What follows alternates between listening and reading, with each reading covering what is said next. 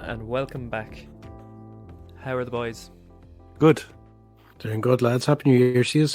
Happy New Year, boys. Happy New Year. Is everyone settled back in? No, I wish I had more time off. I wish it could be Christmas every day. It's done. It's over. Yeah.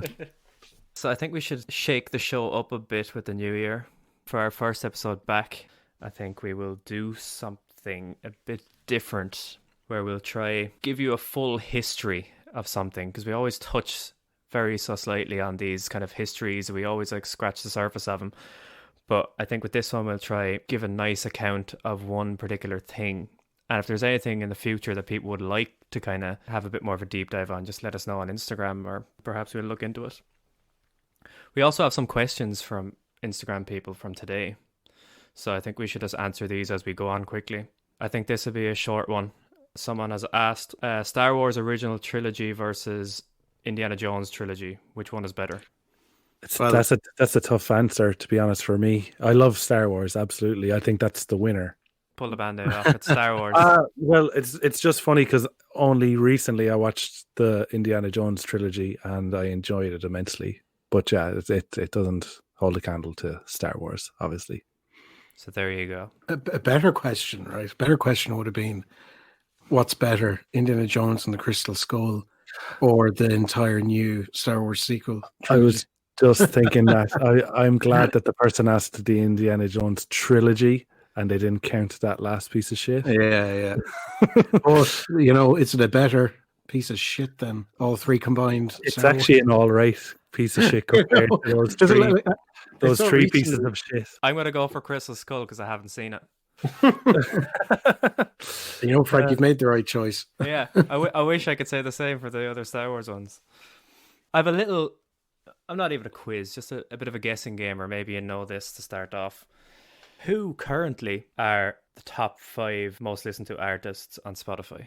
I can guess one. I'd say Drake is one. He's not. He's not? Okay. No, I think he's number 8 or something. Ed Sheeran.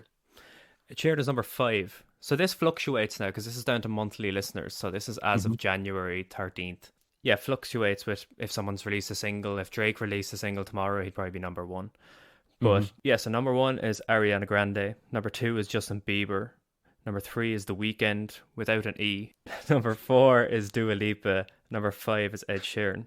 And I found most interesting as well, the highest streamed song ever to date is Ed Sheeran's Shape of You, which has 2.6 billion streams just on Spotify. Wow. Mad. I'm bringing this up because I had someone tell me that we concentrate too much on old music and the Beatles at the 70s. So there you go. We've covered new music. There you go. Can't get more current than that. Yeah. But there you go. But it slightly leads me on anyway to what I want to chat about. You hear a lot of old dinosaurs like us, old aging millennials who think that the music industry has just been shell-shocked since streaming came along and record sales stopped and everything that's kind of come along in the 21st century and the streaming age. And it's argued that it absolutely has, because everyone has had to readapt and everything is totally different. A lot of musicians, especially now with COVID, were concentrating on touring to make any sort of revenue, and now it's all streaming and everything is different. How music is presented, how video has kind of died out but is still very important to advertise yourself and just making money in general. But I found if you look back to the kind of advent of recorded music in general in the late 1800s, there was a much, much bigger kickback than there is currently. That people really panicked and freaked out and were very, very against how things were going with the invention of the phonograph.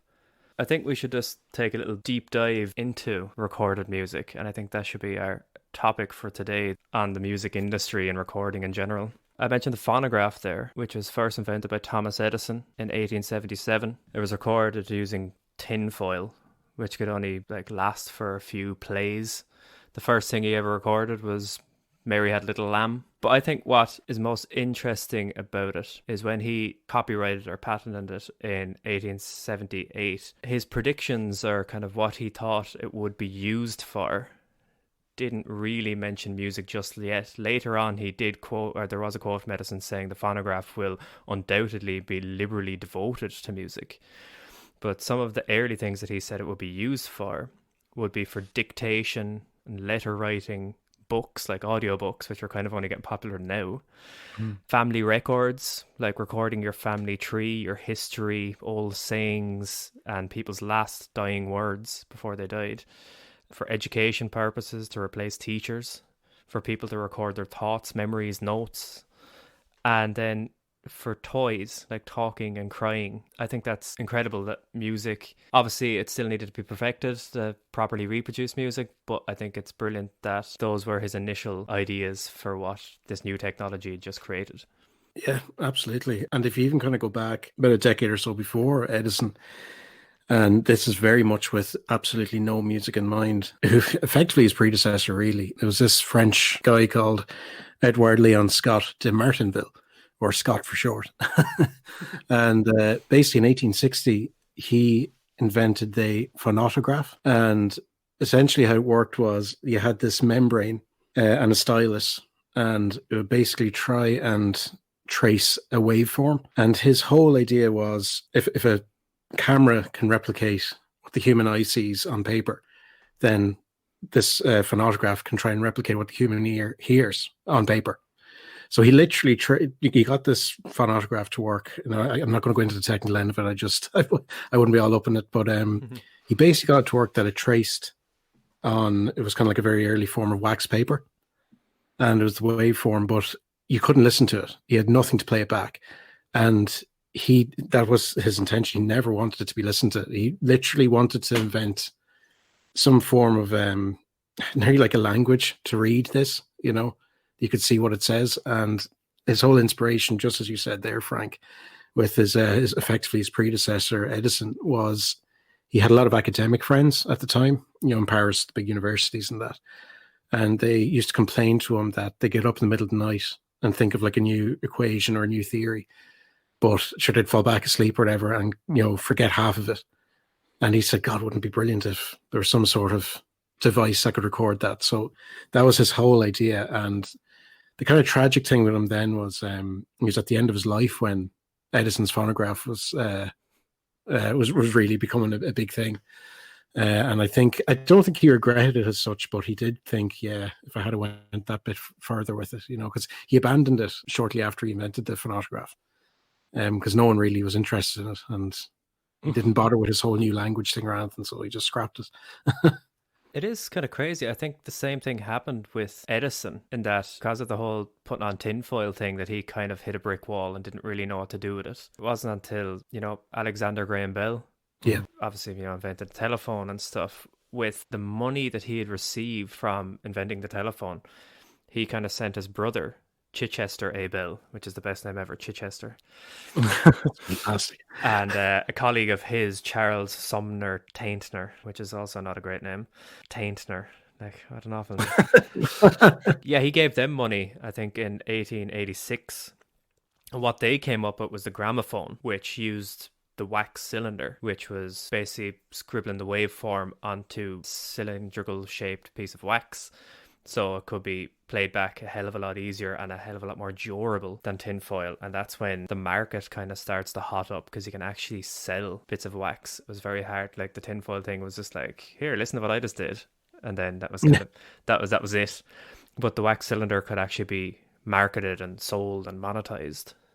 Yeah, I think just to touch on, I think it was a slightly more primitive thing than the wax cylinder. But so I have an interesting thing just about the wax cylinder in a minute. But before, I think it was like a period just in between the kind of tinfoil and wax cylinder with Edison, because I think he experimented with metal cylinders for a very brief period. Basically, in 1888, he invented the first he established the first commercial record on this metal cylinder. Basically, it was a woman singing Twinkle, Twinkle, Little Star for like the first verse of it. And the whole idea was to put this little metal cylinder into a doll, and it would effectively be a little advertisement piece. I forget what the actual department store it was for, but, well, actually, I don't think he sold it onto a department store. I think it was his own advertisement to department stores. Because at the time, the 1880s, you had the rise of Macy's, Woolworths, Sears. That was basically the absolute advent of consumerism, Mm. and he saw this as a way of selling toys, basically. I don't think it's any coincidence that his very first recording was Mary Had a Little Lamb. Yeah, exactly. That's mad because I know that Chichester Bell and Taintner, they tried to contact Edison about working together with their new wax Yeah, cylinder, but because of his just competitiveness and stubbornness, he wouldn't entertain them at all, which was it was a fuck up from him basically because yeah. it was better than the metal reel that he was messing around with or I proved had to be no anyway. idea that. But he did have a later model, didn't he, where it was wax cylinder based. Yeah, yeah. Because it's like every company or invention that we ever see Yeah. with cars or planes or anything. Once someone invents something, everyone else, or vaccines, as we're seeing nowadays. uh, Wax cylinders obviously had their limitations because they were like cylindrical shaped. And you could only have a certain length, which at the very most was like 2 to 4 minutes. They kind of they advanced maybe to 4 minutes at most. So it wasn't until 1895 when Emil Berliner, who's a big character, he came up with the flat shellac discs, which were like actual flat discs, which started to look what we know now as vinyls. He was heavily involved with inventing microphones in the late 1800s. But along with that came the use of in American cities the coin and slot machines, which I think is like the coolest thing ever. That people's first exposure to recorded sound usually was through these machines. So much so that they were like dragging in like hundreds of dollars a week, which is pretty big for the time. But once again, it was rarely music. There was some marching music because the Civil War had just happened. It was quite in vogue at the time. And there was some whistling kind of parts. But mainly, you would put money in the coin slot, and usually what you'd hear was a joke. Really? And people loved it because it was just crazy. Or you could just hear someone talking. It Yeah. usually wasn't singing or anything. It was someone just telling a joke. It's kind of like TikTok or something. You just put your money in, you get this like less than 2 minute joke.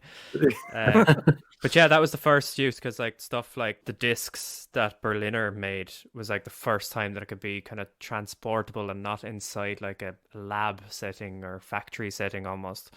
So it was with those that you eventually had like two sides, which meant that it was like maybe 6 minutes of music you could get, like three on each side. And that's when you start to get like actual music and start to get marketable music and singles and genres. But yeah, obviously the recording of these was completely limited. So I started as getting back to the whole point of why I was kind of bringing this up. The limits of it started to change music. People started to release, like albums are kind of dead now because of Spotify. Like the best way to stay relevant is singles. Obviously there still is a place for people who want albums and stuff like that, but the main zeitgeist is singles and shorter pieces of music and stuff like that. So the same thing happened. Music of the 19th century and early 20th century could be 20 minutes long at a time, like especially like the romantic era and stuff. So you started to have music starting to get a hell of a lot shorter. So you had like Stravinsky, because he knew that his music was going to be recorded. He made for his Serenade in A in 1925. He started recording each. He did 4 movements that were all 3 minutes each, so they could fit on a disc and actually be sold. You had like certain types of musicians who just couldn't be recorded, like high female vocalists just sounded horrendous. Because if you think about those early recordings before electrical mechanical recording came in 1925, there was no bottom end and there was no top end, so everything was honky. That's why horns worked so well. So you had trumpets, male tenor singers were like really popular. Opera music, all this sort of stuff started to get really popular. And when you look back at it now, you go, oh, that was really popular back then. But then you go, that was because of the limitations of the medium they were recording on. Same thing with like drum kits, like really bass heavy stuff like a drum kit or a double bass would actually cause such a vibration it would cause the needle to come out of the groove. They usually replaced like drums, like jazz bands who were like kind of invented by recording nearly jazz. They started using like wooden blocks and cowbells and hand claps and stuff, because if you recorded a violin or fiddle or high female voice, it just sounded awful because you actually couldn't hear it. It was like trying to play it on your really old phone. You wouldn't be able to hear the top end and you wouldn't be able to hear the bottom end, so you're just getting this horrible middle range. So they started manipulating the type of music that was being recorded and that could be marketed then because of the limitations of it. which is something that we've seen since digital music has come along and streaming has come along. We've seen, people bemoan it and say, oh, albums are gone, I miss the days of Dark Side of the Moon and Nevermind and stuff like that. But it's just technology has changed it, and it's all happened before. America's poorest president, Harry S. Truman, had a great quote: "The only thing new in the world is history that you don't know," which I think is quite relevant to this. Absolutely. Very true. And just what you were saying there, Frank, about limitations, of the recording. But, so it's kind of like a double-edged sword. You had limitations, but then you also had portability as the kind of gramophone, came on the scene. In particular, just it was perfect when you touched on the operatic stuff, and the range. But then also the portability. So obviously Berliner, he patented the gramophone and he kind of owned the controlling company in the US and stuff. His UK outfit that he created in 1898, he had these two agents, these two brothers, Will and Fred Gaisberg. And, Berliner basically said to him, look, you're going to have to go out and try and get, as much operatic stuff as you can. Because one, it's the perfect length, as you said, about 20 minutes, you can get, a section of opera in that. It has the perfect range as well. It's not too high, not too low. It can, the needle will be able to handle it, and also with the portability. So you have to remember they're based in the UK, and at the very turn of the century in the UK, now, you might get a few operas, but it would probably be like a few operas a year rather than every week or so, So the two lads, the two brothers, basically said, well, we have this brand new machine now. It's more portable than ever. So they actually toured Europe and Russia and recorded all the great operas, The big one then was obviously the first kind of celebrity recording of the day. It was Enrico Caruso. So it was the Italian tenor. Again, you touched on it, Frank, being a tenor. And his voice was just absolutely perfect for this new but limited machine. So they sold an absolute bomb with that. Interesting enough, the Russian stuff, the Western ears didn't quite like it. So it was only really confined to the Russian market. But they really hit the sweet spot with Caruso, One thing I heard as well, wasn't it? Victor recording that Berliner was associated with. I think it was like 1903 or 1904, 1903, I think, where they wanted more opera recorded also because they didn't like the working classness of vaudeville and they didn't like how popular it was getting. They didn't like that these upper class people were listening to such working class music. Yeah. No, that was definitely, there's a lot of snobbery in it as well. Yeah. Absolutely. Just what you're saying there about going around and field recording, basically. Yeah. Like nowadays as well, there's the big thing about Spotify ripping off the artists. I always find that when people talk about that once again, to go back to the Truman quote, when were artists treated well? Because there's actually, I have some quotes here. I have some very good quote from Ralph Peer, who was a music producer, a talent scout, a recording engineer, a producer, a publisher, everything. But he recorded field recordings where he went down to record regional music in the South around Georgia and Alabama and stuff like that. Nice. And so he recorded a lot of the early American music in the 20s and 30s. So he was recording like the first black musicians, because obviously a lot of white people played black music from the first recordings, but then he was the first person to actually go to the areas and get the people who invented this music, like blues music and stuff like that, and then a lot of poor white southerner hillbilly music. And when he was asked about how much these people got paid for it, because there was a flat fee back then, basically you'd get given diddly squat to record it, and then the recording belonged to the record company and the publisher. And that was it. Even if it went on to sell hundreds of thousands, that's all the money you got from it. So his famous quote when asked how much he pays these people, he said, "You don't want these people to figure out how much they might earn and give it to them, because then they would have lose their incentive to keep working." Oh, that's a wow. That's a rich person's mindset straight away, isn't it? But isn't that Spotify's? Yeah. Like what's changed? Yeah.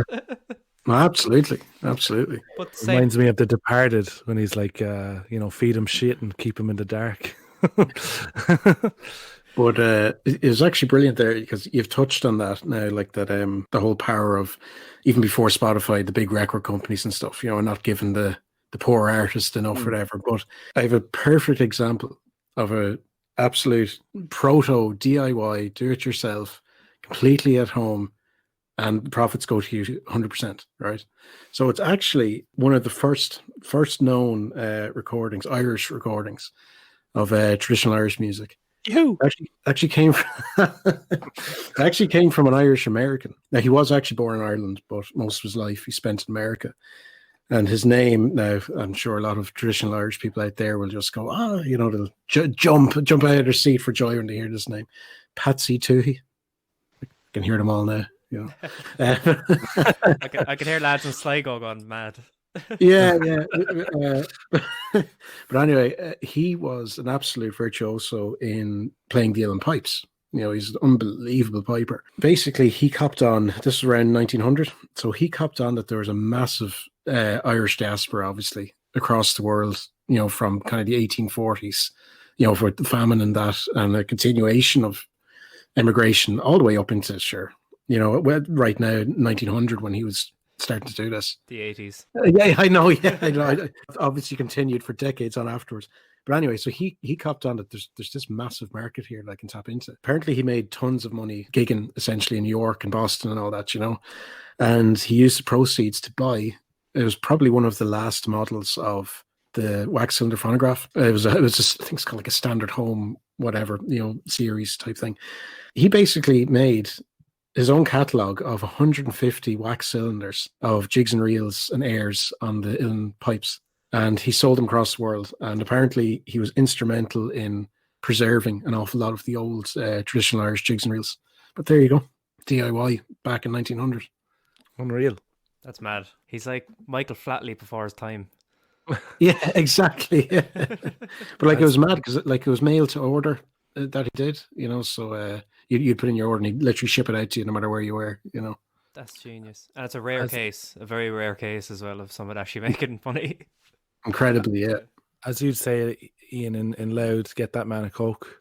Get that man a can of Coke. Absolutely. Yeah, get that man a can of Coke. Get him a slab of Coke. Oh, fair play to him, like. Yeah. Tune in this coming season to the Irish historical drama series, The Road That Rises to Meet Us.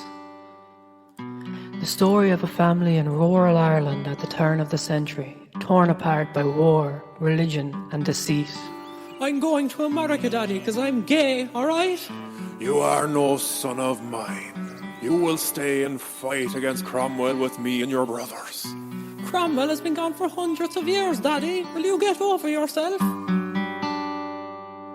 The BBC dubbed it the most accurate account of Irish history in television history. Conna sa tátu, tá chicken agus ims a capri.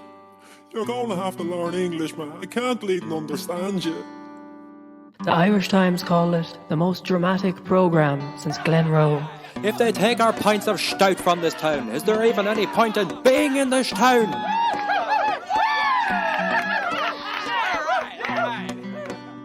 Streaming now on RTE Player Plus.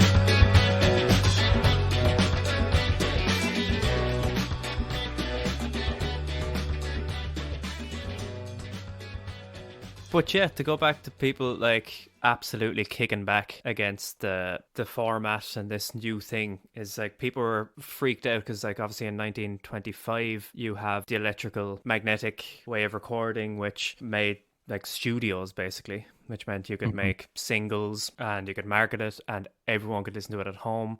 In the 20s it was still up against stiff competition with the radio, where people could just listen for free. After the Depression and stuff like that, people had the money to go buy a record player. They're still about $45, which is fucking expensive. Yeah. But enough people had them in their houses that you could actually make a market out of it and record, and that's why blues, jazz, and all these sorts of things get marketed. But you could listen to music alone, and you could also listen to music at any time. And some of the marketing slogans were your favorite music, anytime, anywhere. And that freaked a lot of people out. There's actually some good quotes here from a music critic at the time, Alice Clark Cook, said, "Mental muscles become flabby through a constant flow of recorded popular music, a complete and comfortable vacuum." Wow. That sounds like a quote of someone talking about TikTok or YouTube. Oh, yeah, absolutely. But yeah, it was the first time that you could listen to music in all these different ways, and people genuinely thought it was unnatural to like listen to it so much. There's also a quote here from John Philip Sousa, who was an American composer and conductor, but he thought it was like the worst thing ever. So some of his quotes are really good. He said, "Once the talking machine is in the home, the child won't practice. Why would anyone bother to learn an instrument themselves anymore? Recordings are a substitute for human skill, intelligence, and soul." Wow. But like he feared that it would deter people from playing music if they could just listen to other people playing it all the time. But apparently between 1890 and 1910, there was a 20% increase in performing artists in the US and music teachers. It was the first time that music wasn't written down on a sheet anymore. So to go and learn music, you could just pick up a record and listen to it over and over again. And that's how all jazz musicians credit to how they got so good. It was like, I just listened to Charlie Parker, I listened to Miles Davis, I listened to, you know, whoever over and over again, and just built upon their style. And that's how like the Beatles and all these people became so good. Yeah. But I do think the last quote there from John Philip Sousa, "Recordings are a substitute for human skill, intelligence, and soul." Once again, didn't we hear all that when electronic music came in? Yeah, we're going to rely on the computers too much to make the music, so we're going to lose the artist, the musician behind it. Sampling. The concept of home recording that we know today, and the kind of how everyone's a bedroom artist now today, but the roots of that, I would say, would kind of start in the 80s and 90s, where sampling music kind of became a new way to create music, where you didn't have to rely on a studio. So if you in the 80s, in the 90s, definitely with early rap music, hip hop music, and then later on drum and bass and stuff like that, if you could sample something and chop it up and then pitch it up and cut it up and slow it down or speed it up, then you could layer it with other chopped up pieces of music and create a whole new piece of music. And you didn't have to pay anyone to play those tracks for you. You didn't have to rely on a session musician, a band or an orchestra, and you could create music at home. Then you instantly have a completely new genre of music in rap music and things like that. But you're getting away from the studios and the normal way of putting tracks together, which like sampling was. So like, one famous thing, the Amen break. The Amen break was a drum loop that came from the song Amen Brother from the Winstons. And it's the most sampled drum loop of all time. You have heard this, whether you know it or not, you have heard this drum loop on countless tracks. So from NWA's Straight Outta Compton to like people like Bowie to The Prodigy, you have heard this drum loop on loads of different songs. So it's just basically the idea of that. The principles of sampling are the foundation for a lot of the home recording nowadays, which you could say about a lot of different types of genres of music. But I feel like that idea of now you don't have to rely on anybody else and you can actually sit at home and put it together yourself is something that came from the 80s, the 90s sampling music. So like if you skip forward today and how technology has gone through leaps and bounds in developments and hard disks and laptops and RAM and everything like that, like if you have a decent enough laptop with a sound card, and a MIDI keyboard and a good set of headphones, you can just now start creating music yourself. You can do the rest in the box. If you own a guitar, you don't need a guitar amp. Your laptop has 100 different guitar amps that have been emulated and, you know, reconstructed in there for you to just use, you know. So it's way more affordable. And I mean, you don't even have to spend time learning how to use any of this technology nowadays. Like, we've got YouTube and we've got Reddit. So if you hit a brick wall, if you start recording at home and you go, what am I doing? Why doesn't it sound like everything else? Then you can just go onto YouTube and type in your question, and the answer comes back to what you need to do to change it. Or if you go onto Reddit and you are struggling with what a compressor is, there's somebody's going to answer what that is, and you can put it into your music. Yeah, I think, like, from that quote about it's become soulless and unintelligent and stuff like that. Like, when sampling first came along, everyone was like, you're not playing music. You're sampling someone else's music. The whole idea of the EDM musician just press and play. But the great thing is, it's just another form of intelligence. It's created this whole new genre, which is what jazz got invented through early recordings. This weird type of, you know, playing music without a top and bottom thing is now a thing that people try their best to imitate on digital music because they think it sounds great, because it sounds different. So it was like, that was a limitation, an advancement, but a limitation of an advancement that led to like a new genre. And same sort of thing, that when sampling came around, it led to thousands of new styles of music, all the dance music, the EDM, to chill wave, to hip hop, to everything. And that's what's cool about it. The human feel and all that sort of stuff it's still there. A really good series that I watch on YouTube that really showcases the talent of sampling and what people are actually doing is called Rhythm Roulette. And if you ever get a chance to look it up, definitely watch it, because it's a YouTube series, and they get famous DJs and producers and people that you've heard of, people you've never heard of, but you've definitely heard all of their songs. And they basically go into a record shop blindfolded, and they pick out 3 records blindly, and they could pick like an Elvis live record, a doo-wop record, and, you know, The Police. And then they make songs by sampling from these blind records that they've picked. And what's so funny about it is they all have the same setup. They have a laptop, a turntable, a sampler, and they're still doing the exact same techniques as the guys that were doing when they invented it back in the 80s, of running through the track, chopping it up, sampling it, recutting it, putting it to something else, and a brand new song is music is born. But it takes, as I said, it's showcasing the talent to actually be able to listen out and hear the bits that you can go, oh, wait a second, I can take that. I can do this with that. I can flip it and reverse it, or I can do this with it and create, or there's a little melody there that nobody noticed that I'm going to slow down, and now that's the melody for the song, or things like that. It's really interesting to watch. Even that is retro, though. Like the whole idea of having records, and as you were saying, using the same techniques, they're doing that because it was cool, the same way that and they think it takes more talent, which it might very well do. But I think the whole idea that we even have people who aren't even that big music fans who can throw songs together now, it's mad that the free software, you can literally just drag and drop 3 things and it'll automatically be in the right key, the right tempo, everything. You can argue that it's lost its soul and its intelligence and its musicality and stuff like that, but if you enjoy it, who cares? It's like arguing that Daniel Johnston isn't a good musician. Yeah, like, I mean, it's still like the process of actually sampling and putting it together to make a brand new thing, as you said, Shane, like that is the essence of creativity, you know?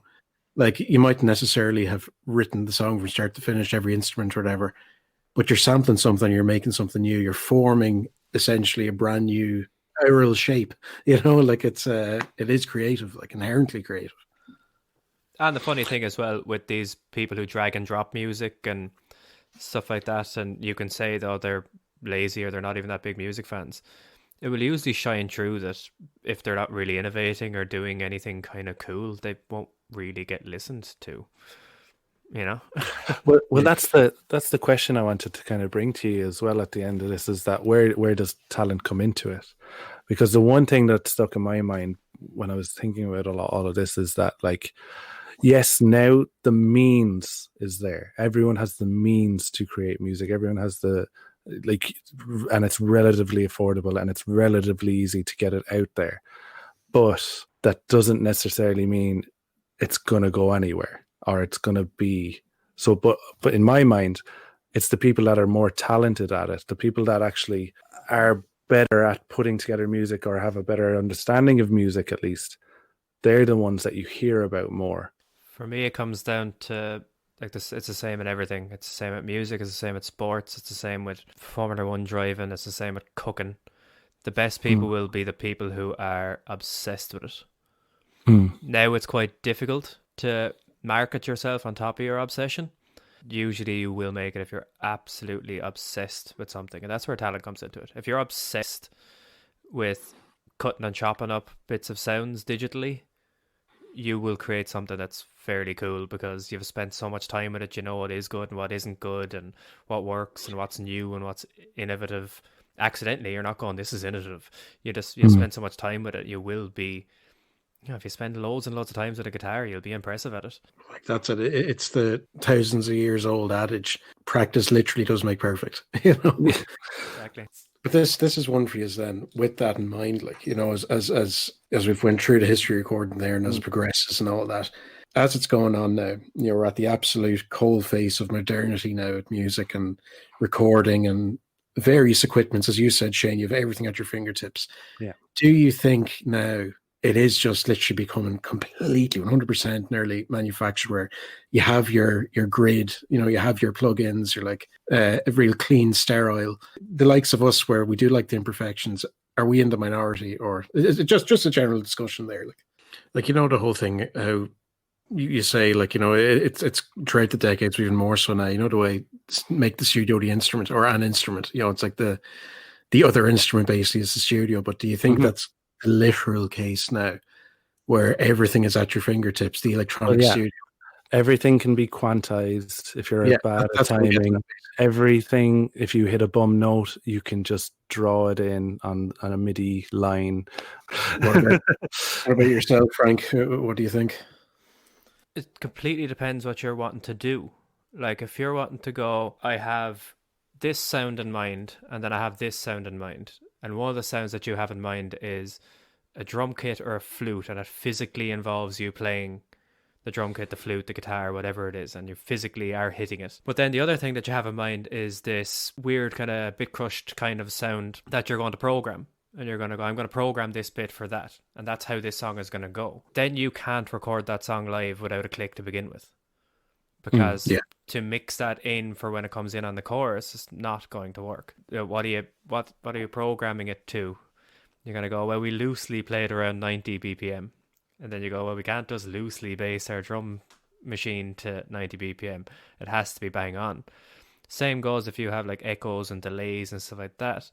But if you're recording a balls out rock song that you want to sound like Neil Young, or you want to sound like the Beatles' early days, or Zeppelin's early days, or Nirvana, even 90s sort of stuff, or even the White Stripes, then fuck your grid, fuck it out there, because you're going to use the effects on the guitars and you're going to have imperfections. And it's down to style. And that's why you need music producers, because music producers decide those things and they sit down with the artists and they figure it out. You need to have a brain in your head, like a musical producer brain in your head before you start recording stuff. Because you go for vibe. Because if you go, I want to record a really balls out Zeppelin song, and then you try to sit down playing it to a metronome for days on end, you're going to end up with something that doesn't sound anything like Led Zeppelin. Yeah. Sorry, Ian, go ahead. No, I was just going to say, I just think it's so interesting how, like, when you go back to those field recordings from Will and Fred Gaisberg, you know, the gramophone company, when they're in Europe and Russia, and they were literally like, you know, they were effectively the engineers, the studio engineers, but their role was a fly on the wall. They didn't do a thing to manipulate the sound of the opera like that, or tell them, no, you have to play like this, nothing like that. It was completely capturing the moment. And it's just interesting, isn't it, how modern day now, with the likes of the grades and all that, and, you know. That's it. It completely depends what you want to catch. I agree with it totally, and I guess the aspect of it that I was coming from was just like I was imagining the solitary person who's at home with all these things to their fingertips, and that can create music nowadays because they have everything in the box, as you're saying. That when inspiration strikes, now we don't have all these walls in our way to get it out and get it down, as kind of going back to what Ian was saying, is getting it on the piece of paper, the scientists getting their equations down. It's like now we can be at home, inspiration strikes, and we can run to our laptop, get it down. And that's kind of the beauty of the advent of technology now, is at least now there's no obstacles or hurdles in our way to actually get things done in terms of when inspiration strikes and you can actually get music recorded. Now, a lot of people would probably argue, and I'd say every musician you know that has a laptop has about 100 tracks that are named stupid names that are unfinished, because unless you finish it in that session, it's never going to get finished. You know what I mean? But yeah, that's kind of the point that I was coming from. As you're saying, it can create laziness or complacency. It's like having, too many TV channels. You don't know what to watch, flicking through Netflix for hours. If you have too much at your fingertips, you're like, oh shit, I don't know where to start. But if you have to think about it, if you go, I have to record onto a finite amount of tape, this better be right. Or I'm recording next week and I only have 2 hours, so it has to be this way. I have to produce it. So it depends on what way you work. Everyone's different. It's great to have the option, but yeah, it can be bad for some people, amazing for other people. It's completely up to the individuals of how they work, what they're into, what they're going to come out with. And once again, if you don't come out with anything, or if you sit around procrastinating too long, then you're not obsessed with it and you're not a musician. That's kind of the thing about it. That's what I was saying. The obsessed person will end up making good things. The lazy person won't. They'll end up with a desktop full of half ideas. Imagine Edison with the half-finished phonograph. Yeah, exactly. Yeah, exactly. Great record. Excellent album. We learned a lot from Great it. record.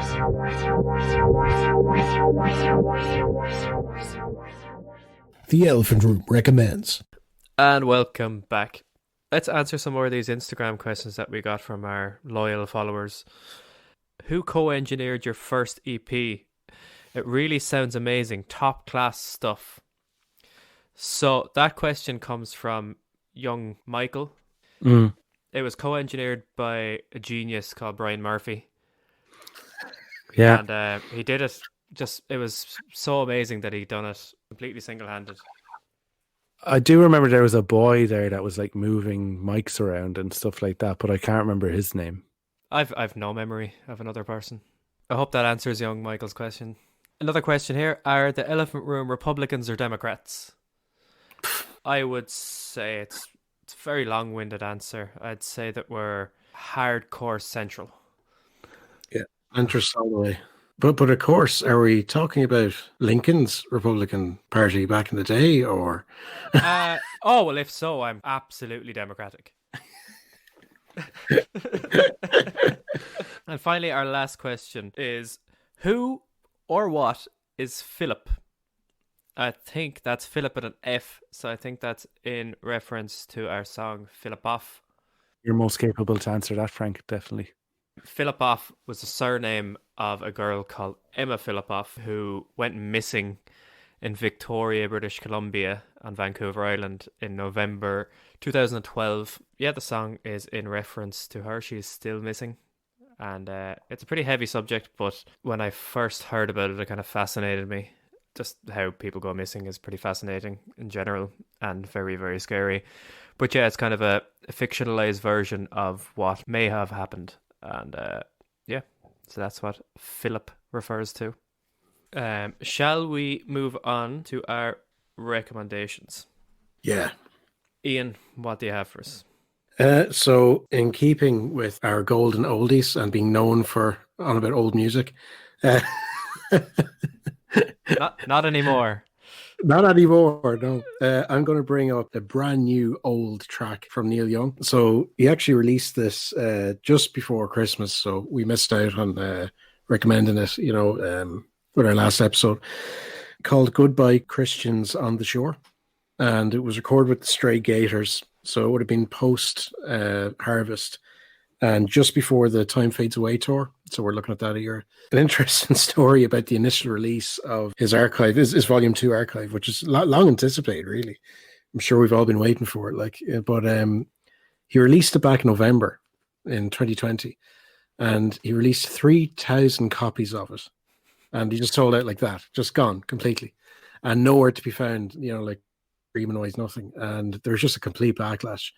So he has since put the entire archive up on his own digital archive, the website you can access. And he promises a proper full-scale release in March this year. So there you go.